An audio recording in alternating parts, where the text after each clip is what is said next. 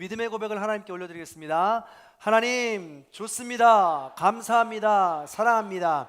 하나님이 하시면 무엇인지 다 이루어집니다. 하나님 좋습니다. 감사합니다. 사랑합니다. 하나님이 하시면 무엇인지 다 이루어집니다. 하나님 좋습니다. 감사합니다. 사랑합니다. 하나님이 하시면 무엇인지 다 이루어집니다. 아멘. 하나님께 영광의 박수 올려드리겠습니다. 부활하신 주님의 능력으로 하나님께서 우리와 함께 하시고 주의 이름으로 행한다면 그 모든 것들이 이루어질 줄로 믿습니다. 그 믿음의 고백이 우리의 삶의 현장에서도 드러나게 될 줄로 믿습니다. 할렐루야. 아멘. 헤오라카, 헤오라카. 헤오라카, 부활하신 예수님이 오신 목적입니다. 막달라 마리아가 예수님, 부활하신 예수님을 만나고 온 삶을 통해 깨달았을 때 외쳤던 헤오라카, 내가 주를 보았다. 막달라 마리아는 처음에는요, 예수님의 무덤을 처음에 발견하였습니다. 블레포라고 했죠. 천사들을 만나고 예수님을 만나면서 다시 한번 고민하고 관찰하면서 보게 됐다고 했습니다. 떼오레오라고 했습니다. 그리고 나서 예수님께서 마리아의 이름을 불러주는 순간, 그 순간 예수님인 것을 깨닫고 지금까지 해오셨던 수많은 기적들과 이적들과 당부들이 순식간에 깨달아지면서 헤오라카, 이 말씀은 깨달아진 것이죠. 온몸으로 감동하게 된 것입니다. 이 여인의 삶의 과정이 예수님이 오신 목적이라는 거예요. 예수님이 죽음을 이기시고 부활하사 하나님의 아들이심을 온 삶을 통해 깨닫게 되는 것입니다. 예수님이 오신 목적은요, 예수님이 하나님의 아들이신 것과 예수님이 우리의 모든 죄를 짊어지시고 십자가에 달려 죽으시고 3일 만에 다시 부활하셔서 하나님의 아들이었다라는 것을 나타내고 증거하시기 위해서 이 땅에 오신 것입니다. 부활절을 지나고 이제 예수님은 50일 후에 승천하실 겁니다. 그리고 막달라 마리아는 혼자 남겠죠. 이 땅에 남아서 예수님이 말씀하셨던 중간기라는 시대를 살아가게 됩니다. 중간기는 언제입니까? 예수님이 없고 예수님이 다시 오시기 전까지의 기간입니다. 이 기간은 예수님이 없기에 불의가 가득하고 불의가 판을 치는 시기라고 했습니다. 그러나 막달라 마리아는요, 이제 두렵지 않습니다. 부활하신 예수님을 만났기에 부활의 능력을 가지고 이 중간기를 넉넉하게 떳떳하게 당당하게 하나님의 자녀로 승리하며 살아가게 되는 것입니다. 바로 이 일을 위해서 예수님이 오셨다는 것을 우리도 잊지 말아야 합니다. 예수님은 공생애를 사시면서 수많은 기적과 이적을 보이셨고 말씀으로 가르치시고 행동하시면서 마지막 고별사를 통해서 당부하셨던 겁니다. 이 순간을 위해서 말이죠. 자, 그런 의미에서 드라마나 영화를 보면 현재를 그리다가 휘리리리릭 하면서 과거를 회상하는 장면이 나오지 않습니까? 마찬가지로 지난주가 우리가 현재의 부활을 다루었다면 다시 과거를 회상하는 것처럼 휘리리릭 돌아가서 이 과거의 장면을 우리가 함께 나누도록 하겠습니다. 나머지 이 부분 어디냐면 이 예수님의 고별사입니다. 당부 유언이죠. 자, 제가 그것을 잊어버리셨을 수도 있으니까 간단하게 한번 좀 설명을 해보도록 하겠습니다. 들었던 말씀들을 잘 머릿속으로 기억해 보시기 바랍니다. 요한복음 13장 34절에서 예수님은 마지막으로 명령하십니다. 세 계명을 주죠. 서로 사랑하라. 서로 사랑하라. 그러면서 14장 1절에서 이렇게 말씀하십니다. 너희는 근심하지 말고 나를 믿으라. 내가 죽으면 이 땅에 남겨진 이들이 힘들고 어려운 그런 시간들을 보내게 될 건데 제자들에게 이야기하는 겁니다. 어렵고 힘든 세상이라 할지라도 근심하지 말고 두려워하지 말고 우울해하지 말아라. 왜냐? 너희들이 겪어야 할 그 수많은 감정들, 어려운 일들을 내가 다 짊어지고 가겠다. 그러니까 근심하지 말고 두려워하지 말고 나만 믿고 이 중간기를 잘 살아다오 라고 말씀하시는 거죠. 그러면서 너희는 나보다 더 큰 일을 할 수 있다고 14장 12절에 말씀하십니다. 예수님이 하신 일이 무엇입니까? 무엇이기에 더 큰 일을 할 수 있다고 합니까? 예수님이 하신 일은 하나님을 드러내는 일이었습니다. 하나님을 드러낸다라는 것은 사랑하는 삶을 사는 것이었습니다. 왜요? 하나님은 사랑이시기 때문에. 그래서 우리가 사랑하는 삶을 살아낼 때 우리의 삶을 보고 하나님이 거기 계시는구나, 하나님이 드러나게 되니까 말이죠. 그래서 이보다 더 큰 일, 예수님께서 하나님을 드러내는 일보다 더 큰 일을 우리가 이 시대에 살아가겠으면 그 사랑의 삶이 더 크게 예수님의 일을, 하나님의 일을 나타나게 된다라고 말씀했던 것이죠. 그런데 그 일을 네가 혼자 할 것이 아니야, 내가 도와줄게 하면서 요한복음 14장 26절에 보혜사 성령님을 약속하십니다. 그래서 보혜사 성령님을 받아서 네가 그 일을 할 수 있을 거야 라고 유언해 주시고 고별사로 당부해 주시는 거죠. 그러면서 15장으로 넘으면서 뭐라고 하냐면 참 포도나무 비유를 말씀하십니다. 농부 되신 하나님께서 가지된 우리가 그냥 나무에 붙어 있기만 하면, 떨어지지 않고 붙어 있기만 하면 농부 되신 하나님께서 사랑으로 가려져 있고 그늘로 힘들어진 이 가지를 들어서 헤쳐서 햇빛으로 아이로 올려주신다고 했습니다. 그래서 그 아이로의 사랑으로 우린 다시금 일어나고 햇빛을 받고 비를 맞고 바람을 맞아서 열매를 맺을 수 있는 삶이 될 것이다 라고 말씀하고 있는 것이죠. 그러니 끝까지 예수님이 다시 올 때까지 이 중간기를 견뎌내고 이겨나가죠 라고 당부하고 있는 겁니다. 그러면서 오늘 마지막 당부를 하고 계시죠. 그리고 다음 주나 다다음 주엔 17장 예수님이 직접 기도하는 장면으로 넘어가게 됩니다. 마지막 당부가 뭐냐? 그러면 이렇게 말씀하시면서 중간기를 살아가게 되는데 이 일을 위해서 해야 할 일이 있다는 거예요. 그것을 위해서 안내하신다라는 겁니다. 그게 뭘까라는 겁니다. 말씀을 통해서 이렇게 알아보려고 합니다. 자, 생각해 보세요. 헤오라카, 막달라 마리아가 예수님께서 함께 해주셨던 그 과정들이 있었으니까 헤오라카도 할 수 있는 거 아니겠습니까? 예수님의 기적과 이적과 예수님이 마리아를 불러줬던 이름과 이런 모든 과정들이 있었으니까 헤오라카하고 깨달았던 거잖아요. 근데 이런 과정들이 아예 없었다면 절대로 깨달을 수 있는 시간이 없는 거죠. 그러니까 그 깨달음을 위한 과정, 너희가 그 깨달음을 위해서 해야 될 일이 있어. 그게 뭐냐라고 오늘 말씀을 통해서 알아보자라는 것이죠. 자, 예수님은 마지막 당부를 하시면서 이해하기 힘든 말씀을 하십니다. 우리가 방금 성경을 읽으면서도 막 어렵잖아요. 그게 뭐예요? 조금 있으면 나를 보지 못하겠다고 했다가 조금 있으면 나를 보리라고 하십니다. 너희는 곡하고 애통한다고 했다가 세상은 기뻐한다고 했다가 조금 있으면 세상이 오히려 그렇고 나는 위로를 얻고 기쁨을 얻는다고 이렇게 이야기합니다. 알 수 없는 말들을 이야기한다고 하고 제자들도 역시 이해할 수 없다고 오늘 성경이 이야기하고 있죠. 제자들은 도통 이해할 수 없습니다. 저마다 고민을 해보지만 알 길이 없어요. 그러면서 23절 이렇게 말씀하십니다. 자, 함께 읽어보겠습니다. 23절 읽습니다. 시작. 그날에는 너희가 아무것도 내게 묻지 아니하리라. 내가 진실로 진실로 너에게 이르노니 너희가 무엇이든지 아버지께 구하는 것을 내 이름으로 주시리라. 아멘. 그렇습니다. 그날에는 예수님이 부활하는 날에는, 예수님이 다시 오시는 날에는, 그날에는 헤오라카, 내가 주를 보았다라고 하는 온 몸으로 깨달은 그때는 묻지도 않고 구하지도 않을 수 있는 그 순간이 온다라는 것인데, 그 순간을 위해서 뭘 하라고요? 기도하라고요. 기도로 준비하라는 것입니다. 그날을 위해 할 수 있는 것은 아버지께 구하는 것, 기도하는 것이라고 당부하고 있는 것입니다.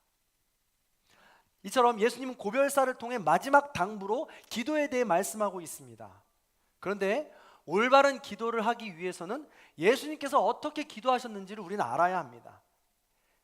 예수님이 어떻게 기도하셨는지 성경에서 몇 군데를 찾아보면 그렇습니다. 처음에 이제 오병이어 사건을 통해서 기도하실 때 이것을 들어서 축사하시고 하나님을 향해서 감사 기도를 하셨습니다. 그리고 5,000명에게 나누셨죠. 그리고 두 번째는 언제 또 기도하셨냐면 예수님이 죽은 나사로를 살릴 때입니다. 무덤 앞에서 장례를 치르고 있는 이에게 돌을 치우라고 이야기합니다. 그랬더니 마르다가 이야기합니다. 만류하죠. 예수님 무슨 말씀이세요? 죽은 지가 나흘이나 지났는데 냄새가 납니다 라고 만류해요. 그래도 상관없이 돌을 치우라고 말씀하시면서 예수님은 그 앞에서 눈을 들어서 하나님을 바라보시며 기도하시죠. 뭐라고 기도하시나요? 요한복음 11장 41절과 42절인데 화면을 보고 같이 한번 읽어보겠습니다. 가로는 빼고 읽겠습니다. 시작. 아버지여 내 말을 들으신 것을 감사하나이다. 항상 내 말을 들으시는 줄을 내가 알았나이다. 아멘. 여기서 예수님은 아버지요. 아버지가 하나님입니다. 하나님께 직접 기도하고 있다는 거예요. 하나님께 직접 기도하니까 이 기도를 통하여 죽은 나사로가 살아납니다. 나흘이나 되었는데 어떻게 이것이 가능합니까? 예수님은 전지전능하신 하나님을 아버지라고 부르고 있습니다. 그래서 전지전능하신 우리 하나님은 능치 못하실 일이 없습니다. 그런데 아버지 되신 하나님과 아들 되신 예수님의 이 관계, 이 친밀한 관계가 죽은 나사로까지도 살릴 수 있는 기도의 응답이 될 수 있었던 것이죠. 하나님은 전지전능하신 분입니다. 예수님은 하나님이 원하시는 것을 구했습니다. 즉 엄청난 친밀감을 가지고 아버지가 원하시는 것을 구하니까 불가능한 것도 기도로 응답이 됐다는 것입니다. 이것이 기도입니다. 엄청난 일이죠. 그 하나님께 친밀감을 가지고 구했다는 것. 자, 가령 이런 겁니다. 제가 만약에요 지금 대통령님께 기도를 한다고 생각해 보세요. 요청을 한다고 생각해 보시기 바랍니다. 대통령님, 대한민국의 수도를 우리 남사읍으로 옮겨 주십시오. 그죠? 웃기죠? 그냥 말도 안 되는 어이없는 그런 부탁 아닙니까? 요청 아니겠어요? 그래서 이 내용은 치고서라도 대통령이 어떻게든 하면은 일을 할 수 있겠죠. 국민과 합의를 이루어서 이렇게 하게 되는 말이죠. 근데 이 내용은 둘째치고라도 제가 대통령께 이런 말을 할 수 있겠느냐는 거예요. 저는요 대통령과 일면식도 없기에 대통령은 이 이야기를 거들떠 보지도 않을 것입니다. 이야기뿐만이 아니죠. 저라는 존재 자체를 모르기도 할 테고 거들떠 보지도 않을 거예요. 대통령뿐이겠습니까? 용인시장도 한번 만나본 적이 없는데 제가 뭐라고 한들 제 이야기를 들어주겠습니까? 그와 저 사이에는 친밀감이라는 게 없어요. 대통령이 가진 능력이 있고 용인시장이 가진 능력이 있지만 그와 저 사이엔 친밀감이 없다고요. 그렇기 때문에 제가 무엇을 구해도 그가 들어줄 리 만무하다는 거예요. 없다라는 거죠. 근데 잘 생각해 보세요. 지금 똑같이 서로 마찬가지입니다. 하나님께서 그런 예수님은 하나님을 가장 친밀한 표시로 아버지라고 부르고 있습니다. 그러니까 전지전능한 능력을 받을 수 있을 만한 친밀감을 예수님은 가지고 있다는 거예요. 그러니까 구했고 그러니까 그것을 응답받을 수 있었던 것입니다. 그런 관계가 바로 기도하는 관계라는 거예요. 오직 우리 예수님만이 아버지 되신 하나님께 구할 수 있는 그 기도가 능력이라는 것이죠. 자, 그런 기도가 점점 변화된다는 것입니다. 어떻게 변화되느냐? 요한복음 14장 13절과 14절을 봅니다. 또 같이 한번 읽어볼게요. 자, 가로는 빼고 있습니다. 읽습니다. 시작. 너희가 내 이름으로 무엇을 구하든지 내가 행하리니 내 이름으로 무엇이든지 내게 구하면 내가 행하리라. 아멘. 여기서 너희는 이 믿는 자들입니다. 당시에 예수님을 따르고 믿는 자들이겠죠. 성도라고 생각해 봅시다. 그러면 지금 성도들은 누구에게 구하고 있습니까? 누구에게 구하고 있죠? 다 아시는데 대답 안 하시는 거죠? 지금 예수님께 구하고 있는 겁니다. 아까 예수님이 하나님께 친밀감을 가지고 다이렉트로 구하는 것과 같은 양상입니다. 예수님이 하나님을 아버지라고 여기는 이 친밀감을 가지고 구할 수 있는 것처럼 그 당시에 믿는 사람들은 예수님과 동거동락하면서 예수님과 친밀감을 가지고 예수님께 구할 수 있는 사이가 되었다라는 것이죠. 예수님이 하나님을 아버지라고 부르고 친밀한 관계를 유지하며 구하기 불가능한 것까지도 구하는 것처럼 성도가 예수님을 아버지라고 부르고 친밀한 관계를 유지하면서 구하기 불가능한 것까지도 구하는 그 관계가 된다라는 것입니다. 예수님이 계실 때는 그렇게 해야 한다는 것이죠. 예수님이 이 지금 시대에 계시니까 말이죠. 성도가 직접 하나님께 구하기 어렵단 말입니다.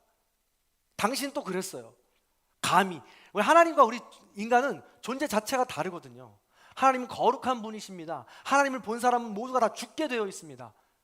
거룩한 분이시고 존재 자체가 다른 분이기 때문에 감히 범접할 수 없는 분이죠. 그런 분에게 무엇을 어떻게 구한단 말입니까? 구하지 못한다는 거예요. 그래서 이 땅에 있을 때 예수님 자신에게 구하라는 거예요. 그럼 예수님께서 아버지께 구해주겠다라는 거죠. 그럼 이 다음 단계는 어떤 단계일까라는 거죠. 자, 다음 단계가 바로 오늘 말씀입니다. 자, 생각을 해보시면서 읽어보도록 하겠습니다. 자, 23절 읽습니다. 시작.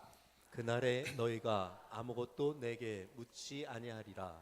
내가 진실로 진실로 너에게 이르노니 너희가 무엇이든지 아버지께 구하는 것을 내 이름으로 주시리라. 아멘. 그렇습니다. 예수님의 마지막 고별사이자 유언이자 말씀입니다. 이 유언이자 선물이에요. 그날입니다. 예수님이 부활하시고 이제 승천하시니까 이제 중간길을 살아갈 때는 예수님이 이 세상에 계시지 않습니다. 성도들은 예수님께 기도할 수 없습니다. 다만 예수님은 예수님 자신이 전능하신 아버지께로 기도했던 것처럼 이 땅의 모든 믿는 자가 이제 하나님께 직접 기도할 수 있도록 길을 열어 주셨다는 것입니다. 할렐루야. 예. 저는 이 말씀을 준비하면서 흥분되지 않습니까? 전지전능하신 하나님께서 불가능할 것 같은 그 모든 일들도 들어주시는 내 아버지라시잖아요. 내가 직접 구할 수 있다잖아요. 그래서 그런지 오늘 저는 아주 막 기분이 막 뜨는 것 같습니다. 예. 그래서 하나님을 아버지라고 부를 수 있는 친밀함을 우리에게 주셨다는 거예요. 기도의 능력을 주셨다는 것입니다. 엄청난 은혜요, 선물인 것입니다. 능력자에게 직접 구하는 것이 얼마나 귀한 일인지 모릅니다. 다 아시잖아요. 가령 이런 거예요. 생각해 보세요. 우리는 흔히 집안에 이 판사 하나는 있어야지, 뭐 검사나 변호사쯤은 있어야지, 경찰 정도는 있으면 좋지, 사 있으면 좋겠지. 그렇게 얘기하지 않겠습니까? 왜 그럴까요? 급한 일이 있을 때 힘이 될 수 있고 요구하는 것을 들어줄 수 있기 때문에 그렇습니다. 자, 지난 수요일에 저희가 지금 수요 성경 공부를 하고 있잖아요. 늦지막하게 끝나고 집으로 돌아갔어요. 그 가족들끼리 앉아서 다과도 먹고 이래저래 하다가 한 10시가 좀 되었나 봐요. 10시가 되어서 이제 모두가 다 같이 씻으려고 준비를 하고, 이제 제가 이제 상의를 벗고 화장실에 들어가서 이제 씻으려고 양치를 할 때 준비를 하고 있는데 막내가 따라 들어옵니다. 문은 열어놓고. 그리고 거기서 계속 이제 장난을 쳐요. 이래저래 저에게 장난도 치고 이렇게 돌기도 하고. 근데 그렇게 장난치면서 한 바퀴 무용하는 것처럼 팽그르르 도는가 싶더니 넘어지면서 쿵 떨어지는 거예요. 제가 깜짝 놀랐죠. 그래서 막 달려가가지고 애를 뒤집어 엎어가지고 입부터 확인했어요. 이빨이 깨졌으면 안 되잖아요. 입을 열어서 봤더니 아무렇지 않아요. 다행이다 싶어요. 그래서 다행이다 싶어가지고 밖에 있는 엄마에게 인계를 했어요. 근데 인계를 했는데 아내가 소리를 막 지르는 거예요. 갑자기. 하고. 그래서 가서 봤더니 입이 아니라 턱이었던 거예요. 턱이 찢어진 거예요. 화장실 문턱에 이제 찧어서. 제가 확실히 아빠랑 엄마랑 다른 것 같아요. 이게 아빠는 발견을 못 하거든요. 엄마가 발견을 해서, 그래서 저희가 깜짝 놀라가지고 이제 어떻게 해야 되는 발을 동동 구르다가 대충 거지가 있어서 지혈을 시킨 다음에 이제 밑도 끝도 없이 옷을 또 차려입고 이제 막 나갑니다. 응급실을 가야 될 것 같아가지고. 그때 막 둘째 딸은 자기가 더 다친 것만큼 막 더 크게 막 울어요. 그래가지고 애들도 큰애랑 둘째를 진정시키고 기도해주고 난 다음에 밖으로 나서는 거죠. 제가 첫째 딸, 둘째 딸 키우면서 한 번도 응급실에 가본 적이 없어요. 아들을 키우면 다 한꺼번씩 간다고 그러더니 너무 놀래가지고, 그래서 셋째를 키우지만 이 황급함에 당황함에 어찌할 바를 모르고 아이를 막 안고 이제 응급실로 향하는 거죠. 그러면서 무슨 생각이 들었게요? 내 주변에 의사가 없나?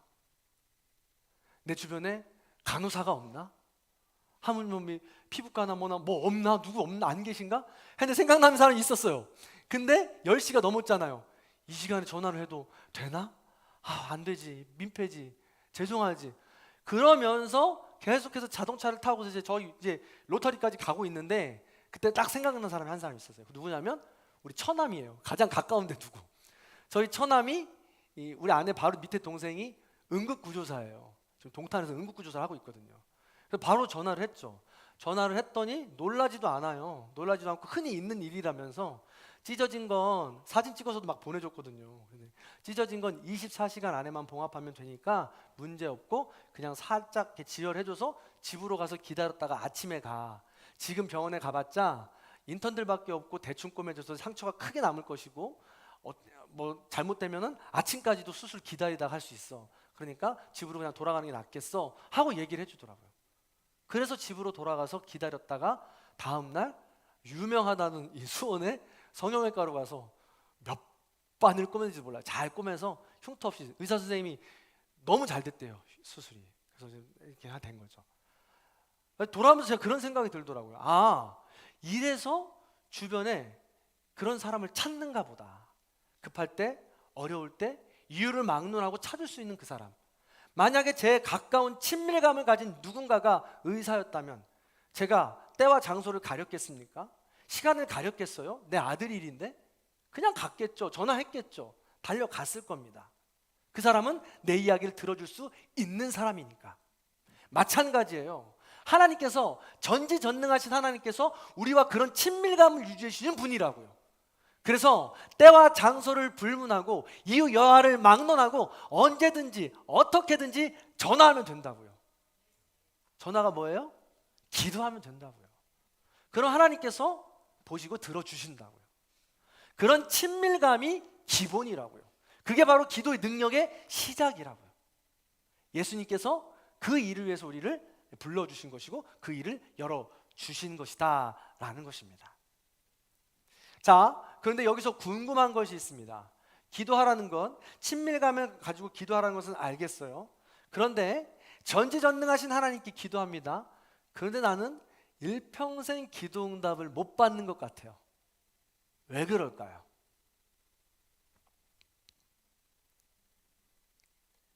근데 이 문제는요, 우리 시대에만 그런 것 같지는 않습니다.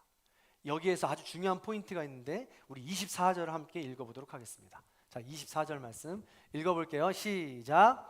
지금까지는 너희가 내 이름으로 아무것도 구하지 아니하였으나 구하라 그리하면 받으리니 너희 기쁨이 충만하리라. 아멘. 예수님은 아무것도 구하지 않았대요. 근데 사실은요, 유대인들이라고 하면 기도하는 사람들이었습니다. 기도를 너무 많이 하는 사람들이었죠. 그 유대인들이 궁금했어요. 유대인들만큼 기도를 열심히 하는 사람들이 없었거든요. 몇천 년 동안 시간마다 장소를 불문하고 기도하던 사람들입니다. 시간마다 장소를 정해놓고 기도하던 사람들입니다. 시간마다 잘 차려입고 정성스레 기도하던 사람들입니다. 그런데 정작 예수님은 그들이 아무것도 구하지 않았다고, 기도하지 않았다고 말씀하고 있습니다. 지금까지 헛된 기도를 하고 있었던 거죠. 왜 그럴까요? 지금까지 그들이 한 기도는 자기 자신만을 위하여 자기 이름으로 한 기도였기 때문에 그렇습니다. 그러면서 예수님이 말씀하시죠.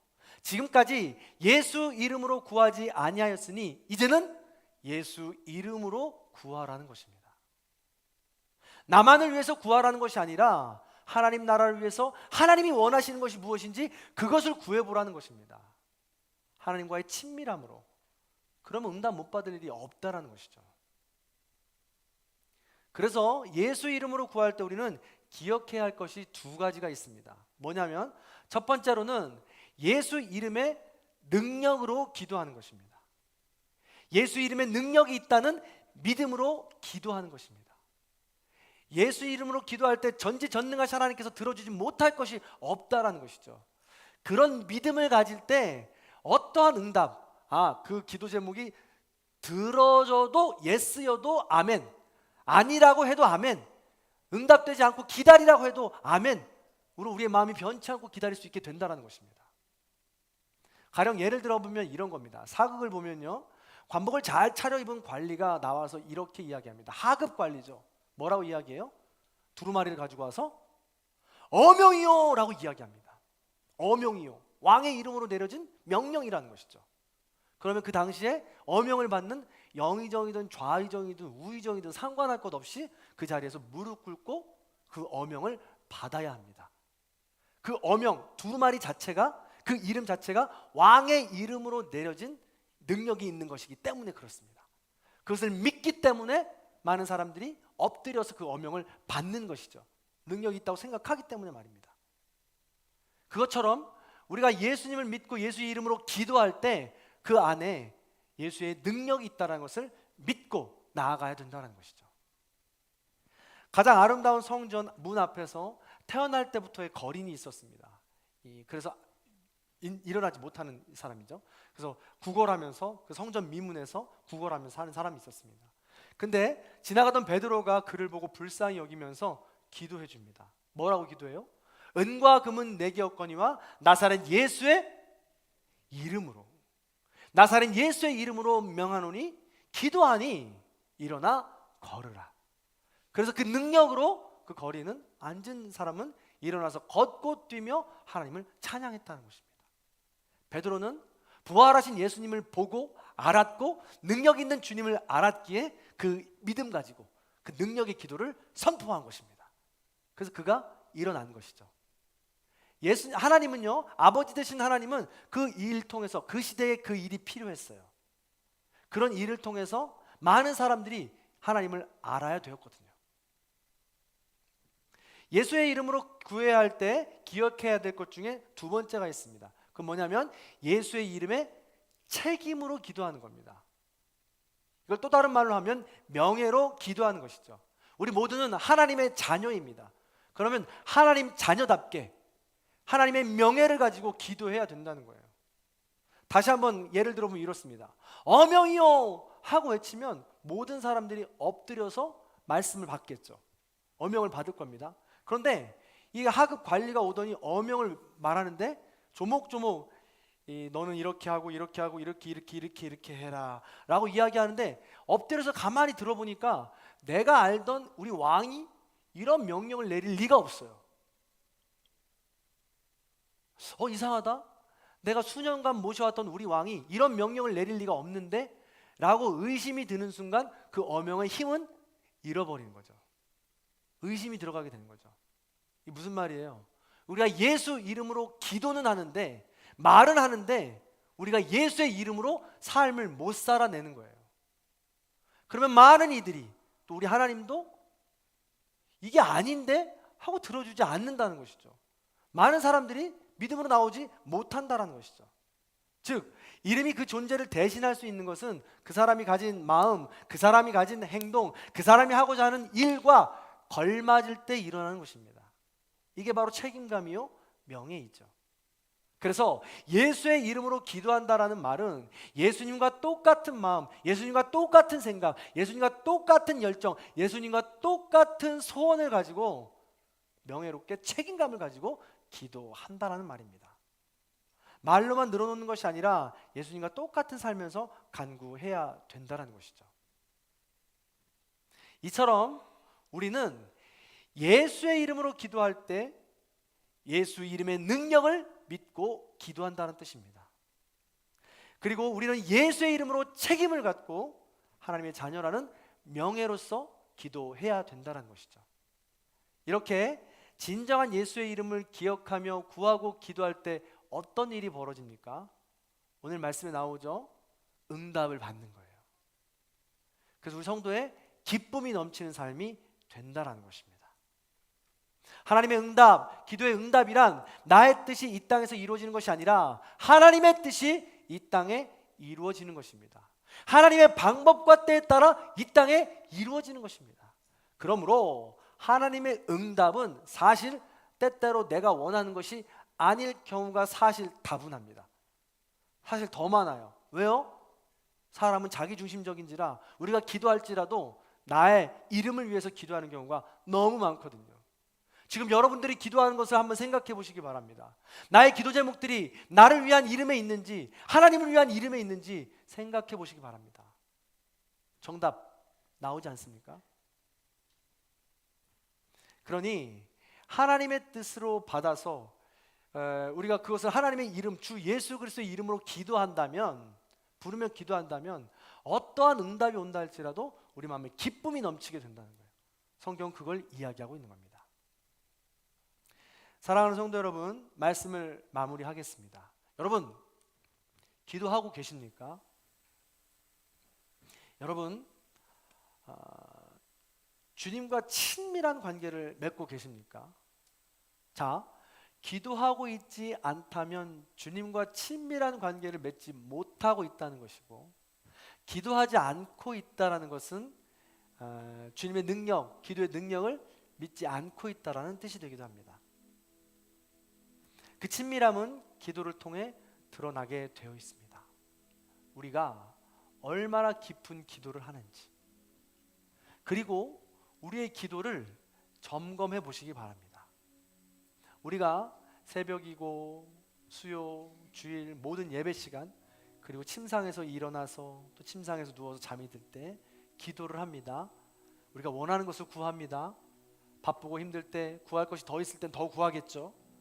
그런 후에 다 구하고 난 다음에 내가 구했던 것을 복귀해 보십시오.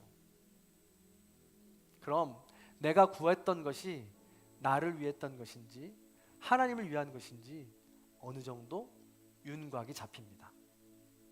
그러면요, 우리는 다시 한번 기도하는 겁니다. 아버지, 나의 원대로 마옵시고 아버지 뜻대로 하옵소서. 이런 과정들을 해 나아가는 것이 하나님의 자녀로서 명예롭게 기도의 능력으로 살아가는 것이 되는 거죠. 부디 우리가 부활절 중간기를 살아가면서 오늘 말씀 예수님의 당부를 마음판에 새기시고 기도의 능력으로 하나님의 자녀답게 명예로운 삶을 살아가시는 저와 여러분의 삶이 다 되시기를 주님의 이름으로 간절히 축원합니다. 그 마음을 가지고 우리 기도하면서 이 찬양을 함께 나누겠습니다. 가사를 잘 생각하시고요, 또 이 가사의 내용이 우리의 기도가 되기를 바라는 마음으로 찬양합시다. 이 세상을 살아가는 동안에, 이 세상을 살아가는 동안에 나의 힘을 의지할 수 없으니 기도하고 낙심하지 말 것을 주께서 참 소망이 되심이라. 하나님의 꿈이 나의 비전이 되고 예수님의 성품이 나의 인격이 되고 성령님의 권능이 나의 능력이 되길 원하고 바라고 기도합니다. 주의 길을 걸어가는 동안에 세상의 것 의지할 수 없으니 감사하고 낙심하지 말 것을 주께서 참 기쁨이 되심이라. 하나님의 꿈이 나의 비전이 되고 예수님의 성품이 나의 인격이 되고 성령님의 권능이 나의 능력이 되길 원하고 바라고 기도합니다. 우리 처음부터 한 번 더 찬양할 텐데요, 1절을 찬양할 때에는 우리가 기도하는 마음으로 하나님을 아버지라고 부르는 마음으로 친밀한 마음으로 이런 기도하고 싶고요, 이런 삶을 내가 살아가고 싶습니다 하는 마음을 가지고 우리 찬양하고요, 2절을 부르실 때에는 가족들이 같이 앉았다면 가족들이 서로 이 중간기를 이런 마음으로 우리가 기도하고 성숙함으로 살아가자 라는 결단을 가지고 가족끼리 함께 응원하면서 찬양했으면 좋겠습니다. 가족끼리 앉았으면 어깨를 만져줘도 좋고요, 손을 잡아줘도 좋습니다. 그런 마음을 가지고 우리 함께 찬양하도록 하겠습니다. 처음부터 다시 한번 찬양해 볼게요. 이 세상을 살아가는 동안에 이 세상을 살아가는 동안에 나의 힘을 의지할 수 없으니 기도하고 낙심하지 말 것을 주께서 참 소망이 되심이라. 하나님의 꿈이 나의 비전이 되고 아멘.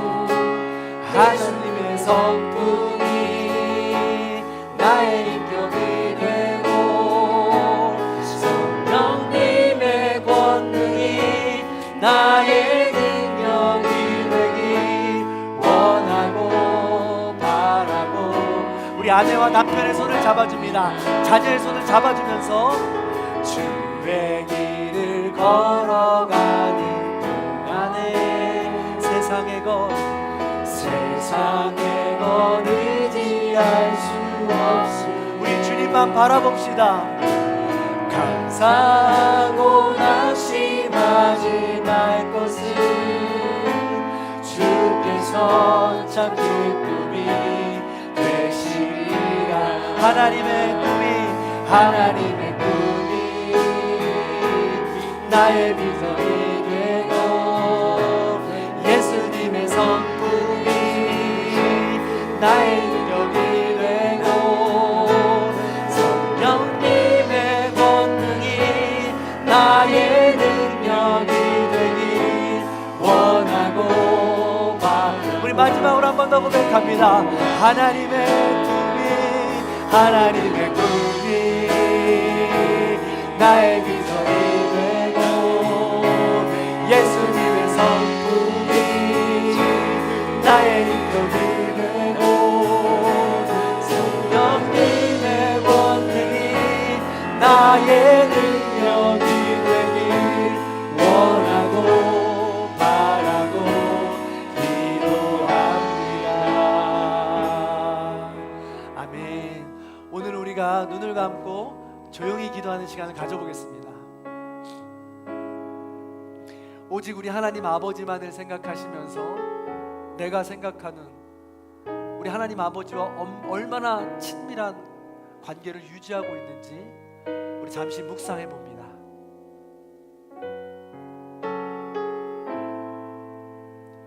내가 하고 있는 기도가 나의 이름을 위한 것인지 예수 이름으로 하고 있는 기도인지,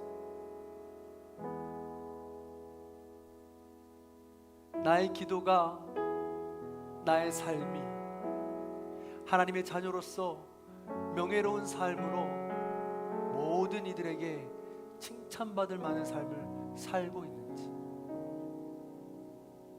주님,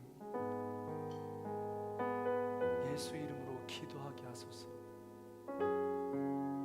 잠시 나와 우리 가족을 위해서 조용히 묵상하며 기도합니다. 주님,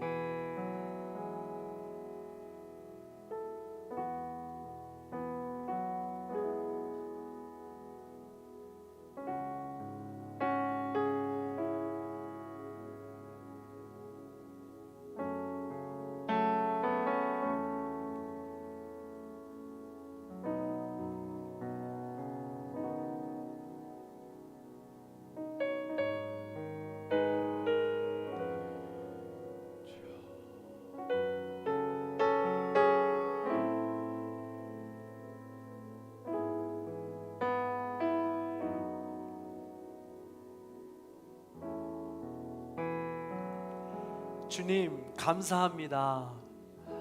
우리를 너무나도 사랑하셔서 죽기까지 사랑하셔서 하나님을 아버지라고 부를 수 있도록 길을 열어주시니 진심으로 감사를 드립니다. 그 일을 위해서 주님은 이 땅에 오셨고 낮고 천한 인간의 모습으로 오셨고 십자가에 달려 죽으시는 모진 고통을 다 감내하셨습니다. 그리고 우리에게 주신 선물이 하나님과의 친밀함이요 기도의 능력입니다. 우리가 그 하나님의 친밀함과 아버지라고 부를 수 있는 그 능력과 기도의 능력으로 살아갈 수 있도록 인도하여 주시옵소서. 하나님께서 원하시는 기도, 하나님께서 바라시는 삶을 살아가면 지금 당장 우리가 손해보는 것 같고 힘들고 어려운 삶이라 할지라도 종국에는 우리가 승리할 수 있으며 능력 있는 삶이 사는 줄로 믿습니다. 예수 이름으로 구하고 예수 이름으로 능력으로 살아갈 수 있는 우리 모두가 될 수 있도록 인도하여 주시옵소서. 지금도 힘들고 어려운 삶을 살아가며 주님이 계시지 않는 것처럼 살아가는 우리입니다. 그 고통과 역경이 너무 커서 주님을 바라볼 여력조차 없이 지금 주저앉아 있습니다. 그럼 모든 성도님들 찾아와 주셔서 부활하신 예수 그리스도의 능력으로 만져주셔서 하나님을 아버지라고 부르고 기도의 능력으로 다시금 일어날 수 있는 우리 모두가 될 수 있도록 인도하여 주시옵소서. 말할 수 없는 고통 가운데 있는 모든 성도님들 일일이 찾아가 주시고 새 생명을 얻을 수 있도록 부활의 능력으로 살아갈 수 있도록 도와주시옵소서. 지금은 우리 주 예수 그리스도의 은혜와 하나님 아버지의 극진하신 사랑과 성령님의 감화감동 교통하심의 역사가 예수 이름으로 구하며 하나님을 아버지라고 친밀하게 부르면서 기도의 능력으로 살아가기로 결단하는 우리 모든 성도님들 머리 위에, 원근 각처에 흩어져 있는 자녀들과 부모님들 위에, 또한 캄보디아 따왁 전국교회와 이 나라의 민족 위에 이제로부터 영원토록 함께 하시기를 간절히 축원하옵나이다. 아멘.